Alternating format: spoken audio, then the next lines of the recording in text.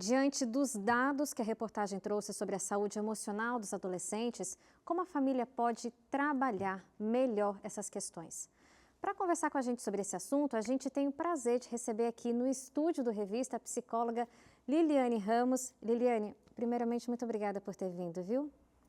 Boa noite, Dai. Eu que agradeço o convite de retornar aqui na TV Novo Tempo para comentar um assunto tão importante. É verdade, Liliane.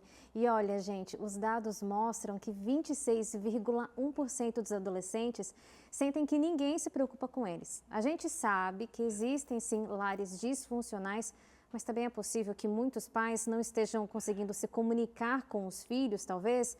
Liliane, é isso? Como é que isso pode ser amenizado? Sim, Dai, é importante a gente perceber que sentir que não tem rede de apoio e realmente não ter são coisas diferentes. Então, geralmente, os cuidadores, geralmente os pais, se preocupam muito com questões práticas do dia a dia.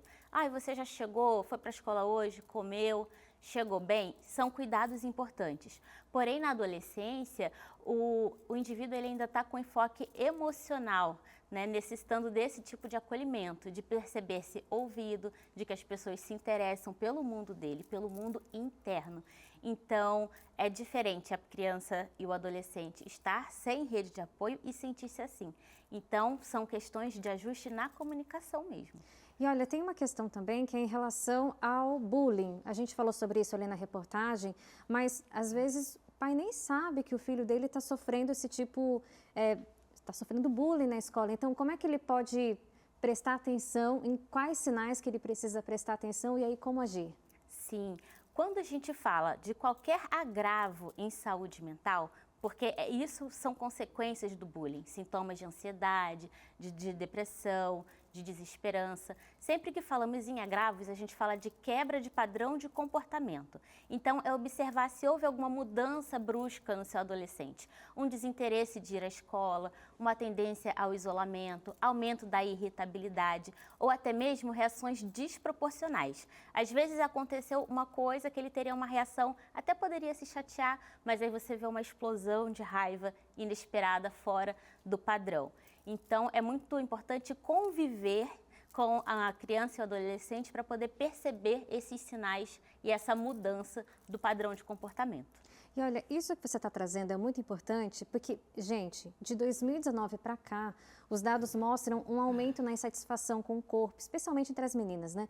O bullying pode ter um papel nisso, né? Mas dá para, talvez, apontar outras causas, Liliane? Talvez influência de redes sociais? Sim, com certeza, Dai. Então, a gente percebe que esses dados que foram publicados agora pelo IBGE, até serem tratados, do momento desde a coleta, a gente tem um gap de tempo, temos um espaço. E nesse espaço de tempo, a gente teve a popularização das IAs, ou seja, agora o bullying ele está muito mais agressivo e está onipresente em vários ambientes que o adolescente circula.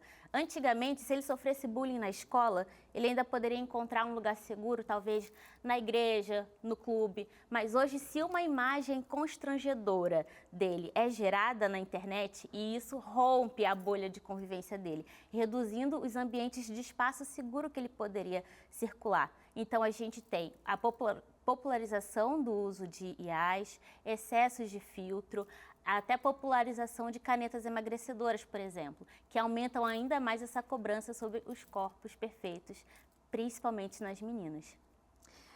Agora, falando sobre corpos perfeitos, então, já que você mencionou isso agora, como é que os pais podem agir dentro de casa para tirar essa cobrança dos filhos? Sim, essa cobrança ela vai vir de diferentes ambientes. O bullying e o cyberbullying é um tipo de violência. A gente não consegue proteger os nossos adolescentes de tudo, impedir que coisas ruins fora do lar aconteçam, mas a gente consegue criar um ambiente acolhedor, onde ele consiga se expressar emocionalmente, onde ele saiba que pode pedir ajuda. Então, não minimizar o sofrimento do adolescente, não comparar o sofrimento e as dificuldades da adolescência com a sua própria vida adulta e criar um ambiente que favoreça a comunicação, uma comunicação acolhedora e assertiva dentro de casa. para entender melhor como lidar com essas situações aí, porque a gente viu aí na reportagem que passou no próximo bloco que os números são preocupantes. Muitas vezes o adolescente que convive com a gente ali em casa todos os dias,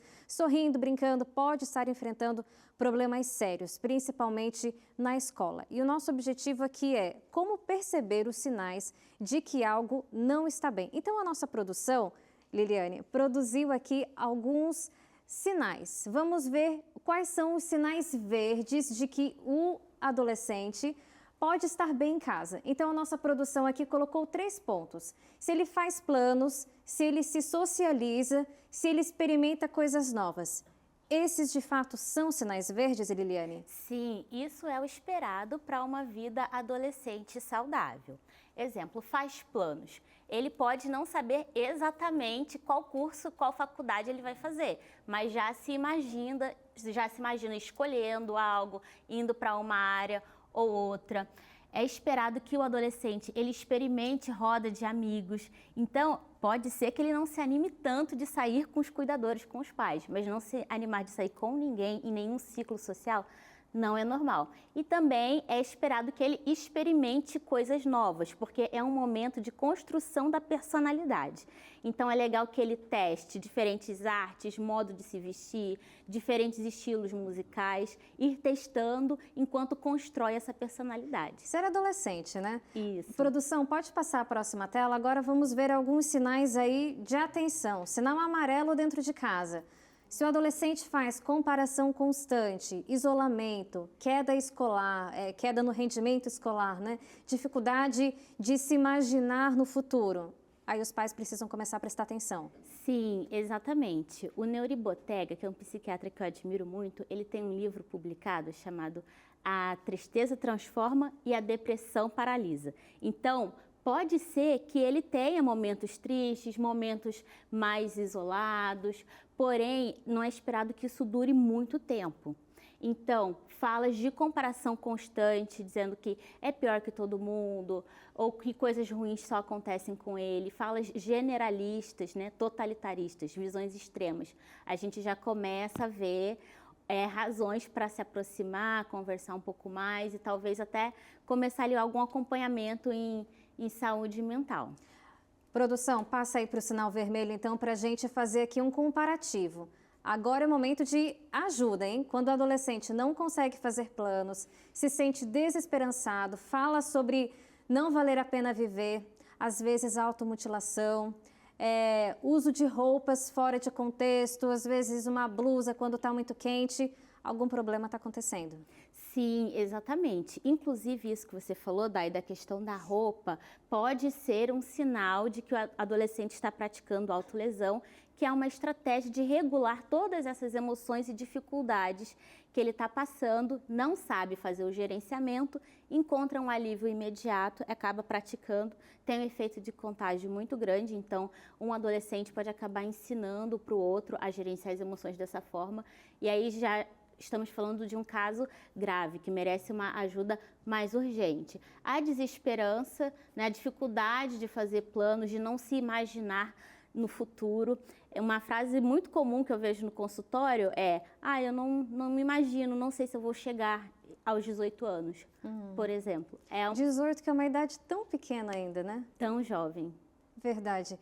Olha, gente, o nosso objetivo aqui foi trazer algumas experiências práticas para você observar aí na sua casa, que pode estar acontecendo aí com os seus filhos, para você prestar atenção e criar um ambiente acolhedor para os seus filhos, para os seus netos, para os seus sobrinhos, talvez. Então, volta aí um pouquinho no YouTube, se você está assistindo por YouTube, ou então volta lá no YouTube depois, volta aí um pouquinho para ver as explicações que a Liliane trouxe aqui para a gente. Liliane, muito obrigada pela sua participação aqui no programa, por trazer um pouco do seu conhecimento, viu? Eu agradeço, Dai.